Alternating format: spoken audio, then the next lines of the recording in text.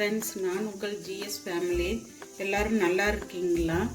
எங்களுக்கு தொடர்ந்து சப்போர்ட் பண்ணுறவங்க, ஆதரவு கொடுக்குறவங்க எல்லாருக்கும் ரொம்ப நன்றிங்க. அதே மாதிரி நான் இன்றைக்கி இந்த கிழங்க வச்சு நான் ஒரு சிப்ஸ் மாதிரி போட்டு காட்ட போகிறேங்க. இது எங்கள் சந்தையில் வாங்கினது 50 ரூபாங்க. எப்போவுமே இந்த மாதிரி கிழங்கு வாங்கும்போது நல்ல வெயிட்டாக இருக்கிற காயாக பார்த்து வாங்கிக்கணும். அதுதான் நல்ல தரமான காய்ங்க. லேசாக இருந்ததுன்னா உங்களுக்கு பழசாக இருக்குங்க. ஒரு உருளைக்கிழங்காக இருந்தாலும் இதுவாக இருந்தாலும் நல்ல வெயிட்டாக இருக்கிற மாதிரி காய் வாங்கிக்கணும். இது கடைங்கள்லாம் ரேட்டு ஜாஸ்திங்க. சந்தையில் வாங்கினதுனால அவங்கவுங்க தோட்டத்தில் விளைஞ்சது கொண்டு வந்து விற்பாங்க இல்லைங்களா. அது பார்த்திங்கன்னா எனக்கு 50 ரூபாய்க்கு வாங்கியிருக்கிறேன். ஏற்கனவே இதில் வறுவல் நான் காமிச்சிருப்பேன். இப்போ நான் சிப்ஸ் போட்டு காட்டுறேங்க. சாம்பார், வெண்பூசரி சாம்பார் வைக்க போகிறேன். இது நல்லா மேட்சாக இருக்குங்க. இது தயிர் சாப்பாடு, ரசம் சாப்பாடு எல்லாத்துக்கும் இந்த சிப்ஸு மேட்சாக இருக்கும். அதே மாதிரி கிள்ளி போட்ட சாம்பாருக்கும் இது நல்லா இருக்குங்க. இது பார்த்திங்கன்னா நீங்கள் மொறுமொறுப்பு தன்மை வர்றதுக்கு நல்ல மெலிசாக சீவி கட் பண்ணி எடுத்துக்கணுங்க. அதை கல் உப்பு போட்டு தண்ணியில் வாஷ் பண்ணி கொஞ்ச நேரம் வச்சுருங்க. அதில் இருக்கிற அந்த சுண்ணாம்பு சத்தெல்லாம் வெளியே வந்துடும். அந்த வெள்ளை கலரில் மாவு மாதிரி இருக்கும். அது வந்ததுக்கப்புறம் ஒரு அலசி தண்ணியை பிழிஞ்சு அதுக்கப்புறம் நீங்கள் மிக்சிங் பவுலில் போட்டு இதெல்லாம் மிக்ஸ் பண்ணிக்கலாங்க. அரியும் போது மட்டும் கண்டிப்பாக கையில் எண்ணெய் தடவிட்டு தான் அரியணும். அதனால தான் அரிப்பெடுக்குது. நிறைய பேர் இதை யூஸ் பண்ண மாட்டாங்க. நம்ம காயை தொடும்போது அரிய போகிறோன்றப்ப கை ரெண்டுலேயும் எண்ணெய் தடவிட்டு தான் இதை கட் பண்ணணும். இது கத்தியில் அந்த அளவுக்கு ஷேப் வராதுங்க. ஏன்னா ரொம்ப ஹார்டாக இருக்கனால அருகாமணில் அரிஞ்சிக்கோங்க. இல்லை ஷேப் வரும் எனக்கு நான் கட் பண்ணுவேன்றவங்க கட் பண்ணிக்கோங்க. ஏன்னா மெலிசாக இருந்தால் தான் மொறுமொறுப்பு தன்மை வருங்க. கெட்டியாக போட முடியாது. ரொம்ப லேட் ஆகும். அப்புறம் கொஞ்ச நேரத்துலேயே உங்களுக்கு மொறுமொறுப்பு தன்மை குறைஞ்சிரும் வறுத்து வைக்கும்போது. இப்போ இதை வறுத்து ஒரு சம்பவத்தில் ஸ்டோர் பண்ணிக்கலாம். நீங்கள் மறுநாள் கொடுக்குறதா இருந்தாலும் கொடுக்கலாம், அந்த அன்றைக்கே கொடுக்குறதுனாலும் கொடுக்கலாம். இது கெடாதுங்க. ஏன்னா இதில் மற்ற ஐட்டம் வெங்காயமோ இஞ்சி பூண்டோ எதுவுமே போடல. எல்லாமே ட்ரை ஐட்டம் தான் உங்களுக்கு. இதுவும் நம்ம தண்ணி பிழிஞ்சிட்டு தான் வறுக்கிறோம். இப்போ அரிஞ்சிட்டு நான் இது எப்படி பண்ணுறது, மிக்ஸ் பண்ணி எப்படி கலந்து வைக்கிறது, எந்த அளவுக்கு பக்குவமாக இதை கலக்கிறதுன்றதை சொல்கிறேன் நான். இந்த மாதிரி நிறைய பேர் செஞ்சுருப்பீங்க. இது எங்கள் அம்மா எங்களுக்கு சின்னப்போ செஞ்சு கொடுத்ததுங்க. சரி செஞ்சு காட்டலான்ட்டு ட்ரை பண்ணுறேங்க. வாங்க. பார்த்திங்கன்னா சால்ட்டு, பெருங்காயத்தூள் கண்டிப்பாக போடணுங்க. அப்புறம் அரிசி மாவு மொறுமொறுப்பு தன்மைக்கு, மஞ்சத்தூள், அதுக்கப்புறம் நம்மளுடைய சாம்பார் பொடிங்க. வெறும் பொடி சில்லி போடுறவங்களும் போட்டுக்கலாம். ஆனால் அது அந்தளவுக்கு டேஸ்ட்டு கொடுக்காதுங்க. இதில் எல்லாம் கலந்துருக்கறனால சாம்பார் பொடி போட்டுக்கலாம். இப்போ பாருங்கள், இது எல்லாமே கட் பண்ணியாச்சு. நல்லா மெலிசாக கட் பண்ணுங்க. சேனக்கிழங்கு முதல்ல ஏற்கனவே வறுவல் போட்டிருப்பேன் நான். அதுவும் குழந்தைங்களுக்கு ரொம்ப பிடிக்கும் அந்த மெத்தடும். இங்கே பாருங்கள், இந்த மாதிரி டைப்பில் தான் நீங்கள் கட் பண்ணிக்கணுங்க.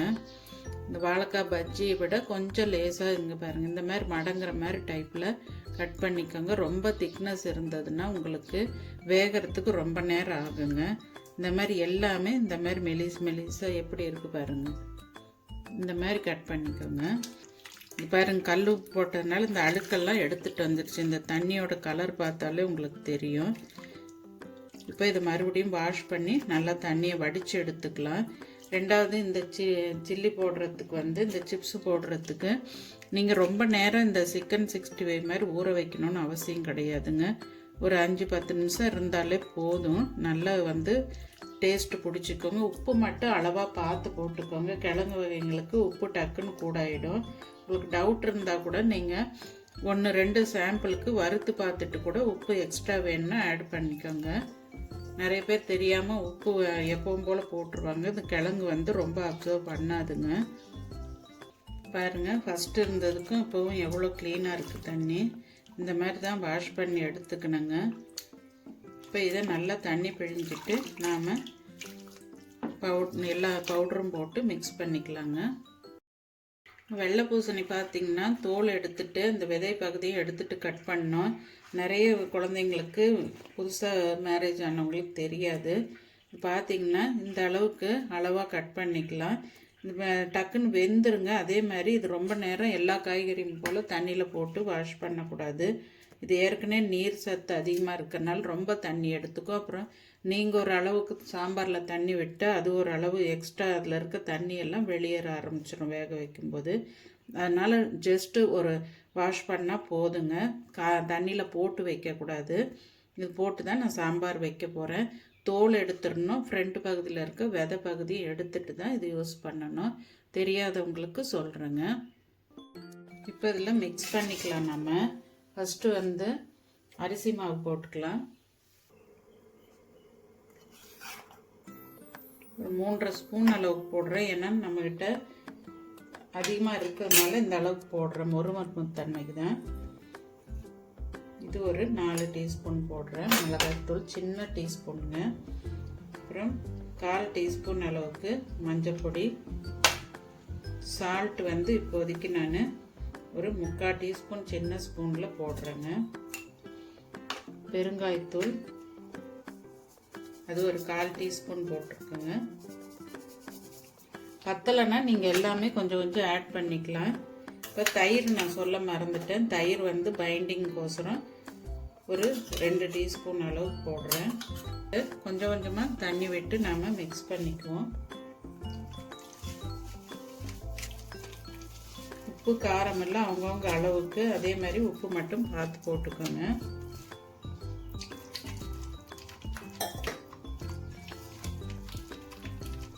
இது மழை காலங்களில் குளிர்காலத்தில் இந்த மாதிரி சிப்ஸ் போட்டு சாப்பிடும்போது நல்லா இருக்குங்க. நீங்கள் அதிகமாக இந்த உருளைக்கிழங்கு, ஆழ்வள்ளி கிழங்கு, அதாவது மரவள்ளி கிழங்குவாங்களா, அதிலெல்லாம் போட்டு தான் நீங்கள் சாப்பிட்ருப்பீங்க. இதில் எத்தனை பேர் போட்டு சாப்பிட்ருப்பீங்க பழக்கம் இருக்குன்னு தெரியல. எங்கள் அம்மா இதை செய்வாங்க. இதை தண்ணி இல்லாமல் போட்டுக்கலாம். இதில்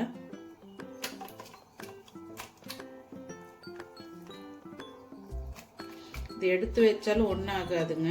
எடுத்து வச்சும் ஈவினிங்கும் குழந்தைங்களுக்கு கொடுக்கலாம். அரிப்புத்தன்மைலாம் இருக்காதுங்க. தண்ணி கூட இருந்தது, ஏதாவது அதில் எக்ஸ்ட்ராவாக கொஞ்சம் ஒட்டி இருந்ததுன்னா நீங்கள் கொஞ்சம் அரிசி மாவு போட்டுக்கலாம். கார்ன்ஃப்ளவர் மாவு போட வேண்டாம்.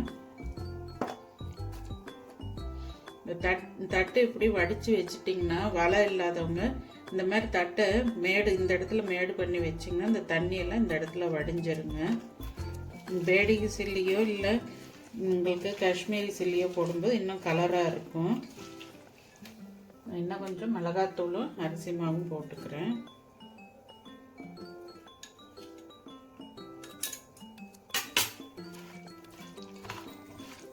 நீங்கள் அந்த ஸ்பாட்லேயே கூட இதை போட்டு விட்டுக்கலாம். அவ்வளோதாங்க.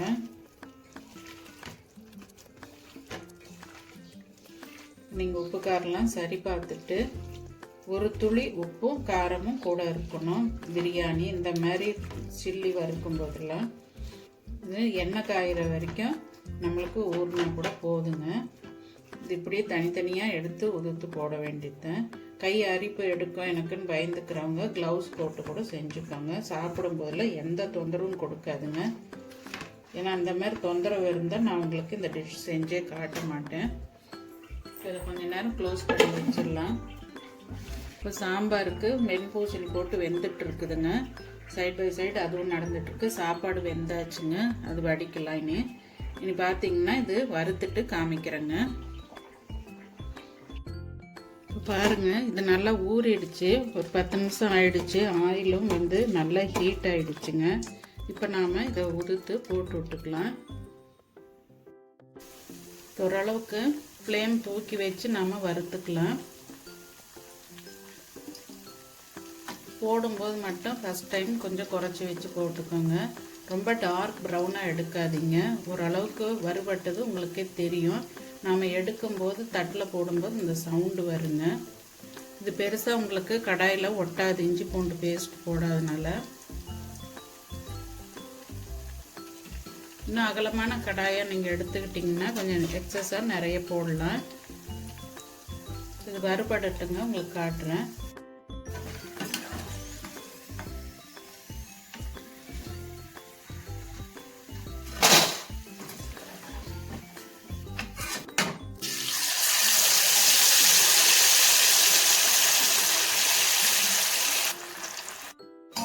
பாருங்க, அது வறுபட்டுடுச்சு. நம்ம எடுத்துடலாம். எண்ணெயை வடிச்சிட்டு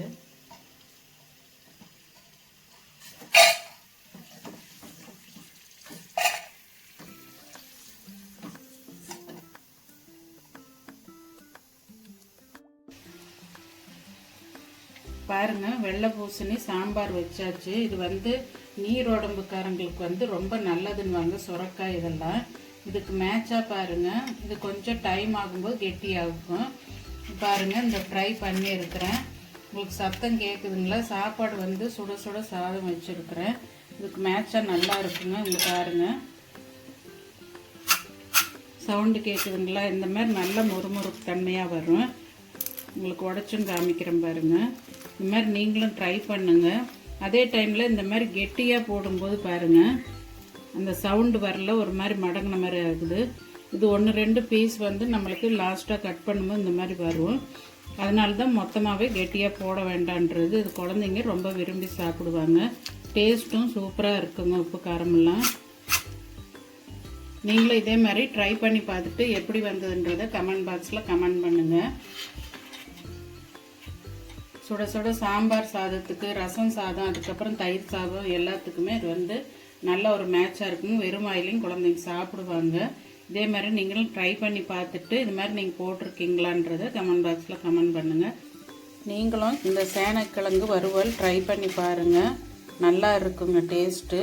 வெயிட்டான கிழங்கா வாங்கிக்கோங்க, கையில் எண்ணெய் தடவிக்கோங்க, உப்பு போட்டு அந்த தண்ணியை வடிச்சிருங்க. தயிர் அதிகமாக ஊற்ற வேண்டாம், தண்ணி விட்டுருங்க. ஃபஸ்ட்டு கொஞ்சம் ஃப்ளேமை குறைச்சி வச்சுட்டு அதுக்கப்புறம் நீங்கள் ஃப்ளேமை கூட்டி வச்சு வறுத்துக்கோங்க. ரொம்ப டார்க் ப்ரௌன் வரக்கூடாது, இந்த கலர் தான் வரணுங்க. அடுத்த வீடியோவில் பார்ப்போம். பாய்.